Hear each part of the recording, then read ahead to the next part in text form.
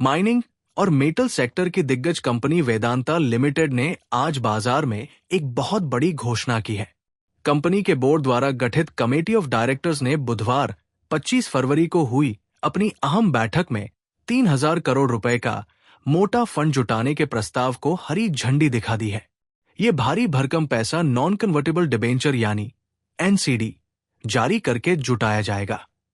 Company के इस फैसले से पूरे इंडस्ट्री में हलचल मच गई है, क्योंकि इतनी बड़ी पूंजी जुटाना कंपनी के भविष्य के ऑपरेशंस के लिए बहुत महत्वपूर्ण माना जा रहा है। बाजार के जानकारों का मानना है कि इस कदम से कंपनी की बैलेंस शीट को और मजबूती मिलेगी। कमेटी की इस बैठक में फंड जुटाने के पूरे ढांचे पर विस्तार से विचार किया गया। वेदांता की ओर से शेयर बाजारों को दी गई जानकारी के मुताबिक कंपनी कुल 3 लाख एनसीडी जारी करने की योजना बना रही है। इनमें से हर एक डिबेंचर की फेस वैल्यू 1 लाख रुपए तय की गई है। इस तरह कंपनी बाजार से कुल 3,000 करोड़ रुपए तक का फंड इकट्ठा करेगी। ये पूरी प्रक्रिया प्राइवेट प्लेसमेंट के आधार पर होगी, जिसका मतलब है कि ये एनसीडी आम जनता के लिए नहीं बल्कि चुनिंदा बड़े संस्थानों या निवेशकों के लिए उपलब्ध होंगे। इस मीटिंग की शुरुआत सुबह 11:30 पर बजे हुई थी और यह दोपहर 12:40 बजे सफलतापूर्वक संपन्न हुई। कंपनी जो एनसीडी जारी कर रही है, उनकी कुछ खास तकनीकी विशेषताएं भी बताई गई है। ये डिबेंचर पूरी तरह से अनसिक्योर्ड, रेटेड और लिस्टेड होंगे, जिन्हें बाद में भुनाया जा सकेगा। इसका मतलब है कि ये शेयर बाजार के नियमों के तहत पूरी तरह पारदर्शी होंगे।